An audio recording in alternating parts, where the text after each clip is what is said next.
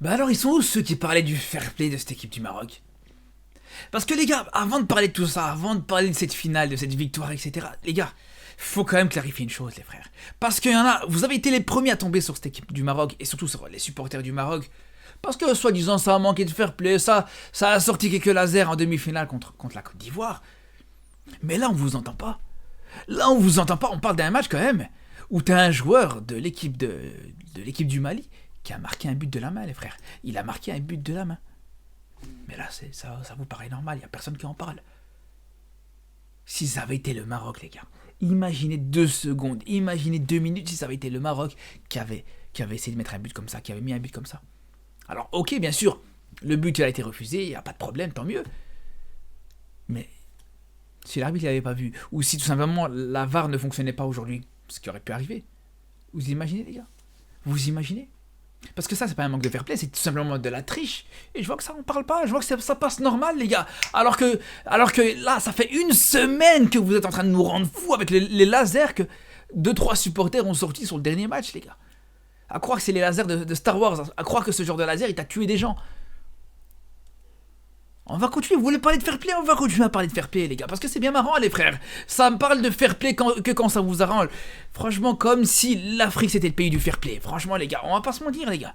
On va pas se mentir, on sait très bien que ça fait même partie du charme de l'Afrique de voir que de temps en temps, ça manque de fair play. Qu'il y a un petit peu de malice chez beaucoup de nations africaines, et ça, que ce soit par rapport au laser, mais ça, les lasers, encore une fois, c'est quelque chose de minime. Par rapport au laser, par rapport à cette tendance des fois à gaspiller du temps, par rapport au fait de faire semblant se blesser, des choses on a vu, on a revu, les gars. Et le fait que ça tombe justement sur le Maroc, qui pour le coup, je pense vraiment qu'en termes de fair play, les gars, c'est très difficile de faire mieux que le Maroc, les gars, vraiment. On parle quand même d'une sélection qui, à la dernière CAN, a joué à 100% pour pouvoir pour te qualifier quand même une équipe de Côte d'Ivoire. Le Maroc aurait très bien pu ne pas jouer à 100%, faire exprès d'éliminer la Côte d'Ivoire pour se dire, ouais, à tout moment, on pourrait affronter cette équipe ivoirienne plus tard dans la compétition. Une équipe ivoirienne qui avait justement fait mal au Maroc quelques mois avant cette CAN. Donc, si tu pouvais l'éviter, ça aurait été avec plaisir. Mais malgré tout, t'as joué à 100%. Mais bref, c'est pas pour vanter, ouais, le Maroc, c'est les plus fair-play, c'est les plus gentils, etc. Mais bref, tout ça pour vous dire, les gars, que bien sûr que dans le football africain, tu peux avoir un petit peu de malice, tu peux avoir un petit peu de vice.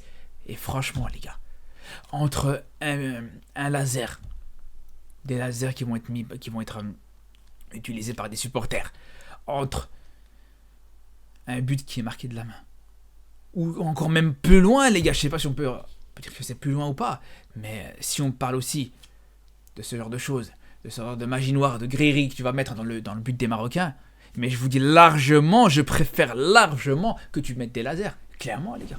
Clairement. Parce que là aussi, en termes de fair play, on en parle ou pas, les gars?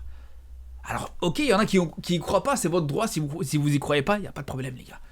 Mais moi, personnellement, j'y crois et je pense que tous les joueurs qui étaient sur le terrain y croyaient. Et de toute façon, je pense que globalement, en Afrique, beaucoup croient à ce genre de choses. Et même si tu y crois pas, bien sûr que c'est pas fair play du tout. Là, tu dépasses totalement dans le cadre du sportif, les gars. Tu dépasses absolument tout, et voilà. Donc, ceux qui veulent parler du fair play du Maroc, parlez un petit peu de tout, les gars, tout simplement. C'est aussi simple que ça. Après, pour le reste, les gars, ce qu'on peut dire par rapport à ça, et je pense qu'on a tous la même idée en tête, quand on voit que le Maroc soulève cette CAN U17, c'est qu'après que les U23 ont pris la CAN U23, que les U17 ont pris la CAN U17, on est tous obligés de se dire, maintenant à qui le tour? Maintenant autour de l'équipe A. Tu vas jouer une CAN à domicile dans quelques mois, tout comme les U17, tout comme les U23 qui auraient pu répondre présent et qui ont su assumer leur rôle de pérennateur, leur statut de favori. Ça va être autour de l'équipe A. Mais bref, on reparlera bien sûr de l'équipe A une prochaine fois, mais tout ça pour dire, les frères, que pour cette CAN, on a vu des très grosses choses, les gars. On a vu des choses exceptionnelles. C'était pas parfait. Bien sûr que le jeu était loin d'être totalement parfait. Mais malgré tout, il y a eu des choses intéressantes qu'on a pu voir. Et si je dois commencer par une chose, les frères, c'est tout simplement le petit Ben Mortar, les gars. Je pense que ça, c'est l'image de cette CAN. Imaginez-vous juste 2 secondes. Finale de Coupe d'Afrique. T'as le ballon de la finale, le ballon de la victoire de la CAN pour ton pays. Tu tires le penalty décisif. Juste à imaginer ça, les gars, j'ai les jambes qui tremblent. Juste à imaginer ça, les gars, j'ai une chute de tension, les frères, je vous dis la vérité. Et t'as d'autres joueurs, des joueurs pros, des joueurs de l'équipe A du Maroc par le passé, même pas en finale de Coupe d'Afrique, en huitième de finale qui ont tremblé, qui n'ont pas assumé, les frères, faut le dire, que ce soit Hakimi ou Ziyech en huitième de finale contre le Bénin ou contre l'Afrique du Sud. C'est la vérité, les frères. Lui, les gars, finale de CAN, pénalty décisif, dans cette séance de tir au but, il te met une panenka, les gars. Vraiment, mais les gars, vous vous rendez compte ou pas? Vous vous rendez compte de cette insolence, dans le sens positif du terme, bien sûr? Vous vous rendez compte du mental qu'il faut avoir pour te faire ça? Non, vraiment, c'est fort, les gars. Vraiment, c'est très, très fort.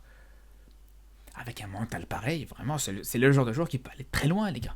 Alors, je dis pas bien sûr que demain, il va se retrouver à Liverpool ou au Bayern dans le prochain mercato, mais c'est pas ce que je dis. Mais avec un mental pareil, tu peux faire des très grandes choses, surtout quand on sait qu'en plus de ça, il n'a pas juste que le mental, les gars. C'est clairement l'un des meilleurs, pour pas dire le meilleur joueur de cette compétition. Avec le petit Baha et le petit Loizen.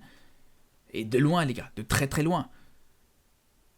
Et d'ailleurs, par rapport à ça, et c'est même encore plus important, c'est que non seulement il te met ce penalty de la victoire, le penalty décisif, mais en plus de ça, il avait raté le penalty juste avant, au tour précédent, les gars. C'est là où je vous dis vraiment, c'est très fort ce qu'il fait. Et globalement, les gars, quand je vous dis que c'est un joueur qui est très très bon, qui est très complet, qui a énormément de qualité, il faut juste citer un petit peu les qualités qu'il a, ce joueur. Que ce soit en termes de centre, en termes de conduite de balle au pied, il est hyper à l'aise. Il a une très belle qualité de frappe. Alors il n'a pas marqué vraiment une frappe extraordinaire, mais il y a plusieurs situations où vraiment c'était des frappes cadrées, des frappes qui étaient très bien placées. Et une chose aussi qui est intéressante, c'est son intelligence de jeu aussi.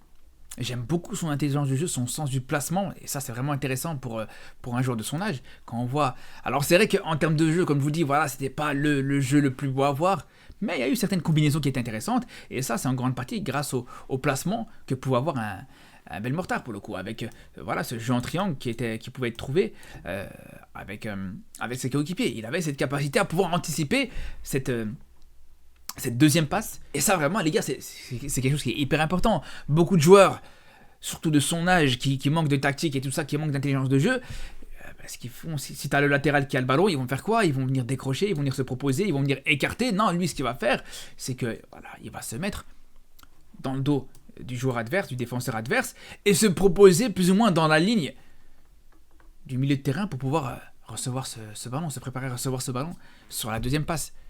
Donc ça montre vraiment une certaine intelligence qui est vraiment pas négligeable du tout, les gars. Pour moi, c'est vraiment l'un des joueurs les plus complets. Et comme je vous dis, on peut le mettre au même niveau qu'un Watson pour le coup. Et franchement, il y a un joueur aussi qui était intéressant sur cette CAN U17. Alors, il a été beaucoup critiqué, j'ai pas compris pourquoi, parce que il a été irréprochable. Sur quasiment toute la compétition, il a vraiment été irréprochable. C'est tout simplement le petit Baha, le fils de coach pour le coup. Et je pense que les critiques sont surtout à cause de ça. Je pense que c'est la seule chose pour laquelle il s'est fait autant critiquer. Et moi, il y a une chose que je retiens, une des actions que je retiens de la part du petit Baha. C'est une action vraiment presque anodine pour certains, mais c'est cette action justement contre l'Afrique du Sud où voilà, il a lui aussi cette intelligence de voir l'appel dans son dos de Watson justement et de pouvoir faire cette talonnade et de sentir l'appel dans son dos. Et ça, encore une fois, c'est la marque d'un joueur hyper intelligent. Et ça, pour ce genre de joueurs, les gars, pour des joueurs de cet âge-là, c'est ce qui est le plus intéressant, c'est ce qui est le plus important à retenir. Parce que la qualité technique, tu peux l'avoir, mais elle peut un petit peu s'estomper, elle peut un petit peu se diluer quand tu vas tomber sur un niveau qui sera plus important. Quand tu vas tomber contre des plus gros adversaires, quand tu vas jouer la Coupe du Monde par exemple, la qualité technique, elle va plus sauter aux yeux comme ça. Par contre, l'intelligence de jeu, ça c'est quelque chose que tu l'as ou tu l'as pas. Quand tu l'as, elle te servira tout le temps. En dehors de ça, bien sûr, le petit Baha, bonne capacité à pouvoir prendre des appels en profondeur, les reprises de volée aussi, vraiment très bon dans les placements. Par contre, là où c'est un petit peu moins bon, et je pense que pour un neuf, c'est même la chose sur laquelle pour moi il va faire énormément d'efforts, c'est surtout sur son jeu de tête. Alors, il marque de la tête en phase de poule, je crois que c'était contre l'Ouganda si je dis pas de bêtises. Mais il y a eu quand même des gros ratés de sa part sur cette CAN, sur des ballons de la tête. Et on a eu un justement dans ce match-là, avec un centre qui était hyper intéressant, qui a été adressé, qui l'a raté. Mais on se demande même pourquoi, on se demande même comment surtout, les gars. Le ballon lui est passé quasiment dessus, il lui a rasé la tête. Alors est-ce que c'est la pression de la finale, est-ce que c'est, je sais pas, ou est-ce que tout simplement il est vraiment pas à l'aise dans cet exercice-là. Mais c'est quelque chose sur lequel il doit travailler. Après, bien sûr que pour des jeunes de cet âge-là, il y a des choses à travailler, c'est tout à fait normal, et j'ai envie de vous dire heureusement. Mais dans tous les cas, voilà, c'est des choses qui sont très très très encourageantes. Alors c'est dommage, bien sûr, que le petit Rabage a pas suffisamment joué. Donc, le petit Rabage, le jeune de Chelsea, le futur, le Messi marocain, comme beaucoup l'appellent, et comme moi j'ai eu tendance à l'appeler. C'est dommage qu'il n'a pas eu un petit peu plus de temps de jeu. Après, ce qui est normal, parce que il a joué contre la Tanzanie, c'est vrai que c'était décevant. On a surtout senti qu'il y avait vraiment un déficit au niveau physique. Déjà pour des joueurs avec une morphologie plus ou moins normale dans cette équipe du Maroc, on a senti voilà, physiquement c'était compliqué. Mais alors pour lui qui est en dessous, et non seulement en termes de au niveau de l'âge, mais au niveau de sa morphologie qui est un petit peu en dessous, c'est vrai que c'était très compliqué dans ce genre de match. Mais voilà, c'était un petit regret par rapport à cette CAN, parce que c'était une attente énorme que j'avais sur lui. Mais bon, bien sûr qu'il aura encore le temps de se montrer, de se remontrer, ça c'est sûr et certain. Et un autre joueur aussi, sur lequel on a oublié de souligner, les frères. C'est peut-être un de ceux qui aurait pu mériter, pour moi, je pense que même c'est celui qui aurait pu mériter ce titre de meilleur joueur de cette équipe du Maroc. C'est tout simplement le petit Bellarouche, le petit frère justement du gardien de l'équipe U23. Mais là, les gars, je peux vous dire que la génération Bellarouche, la fratrie Bellarouche, elle a des choses à faire, les gars. Je pense qu'au niveau des gardiens, l'avenir, il est tout tracé, les gars. Parce que la CAN qui était faite, du haut de ses 17 ans, au-delà de ces séances de tir au but qu'il a pu réussir, avec succès, j'ai envie de vous dire. Mais quand on voit, par exemple, sur cette rencontre contre le Mali, les arrêts qu'il a pu faire, les arrêts ultra décisifs contre la Côte d'Ivoire aussi, c'était pareil. Vraiment, il a été ultra important, les gars, faut dire la vérité. Bref, en tout cas, bravo encore une fois à cette équipe des U17, bravo à Nabil Ba, au coach de cette équipe du Maroc. Franchement, ils ont fait le taf, hein, comme on a pu le dire, ils ont assumé ce statut de favori, de pays organisateur. Et maintenant, ce qu'on va espérer, comme je vous le dis encore une fois, c'est que les A vont faire la même chose, les frères, c'est tout ce qu'on attend. Sur ce, les frères, on se dit à très vite. D'ailleurs, on aura bien sûr l'occasion de suivre un peu plus, et j'aurai peut-être l'occasion de faire peut-être plus de vidéos sur la Coupe du Monde U17 qui va arriver très bientôt, je pense dans un an, si je dis pas de bêtises. Donc on se dit à très vite, et surtout d'ici là, prenez soin de vous.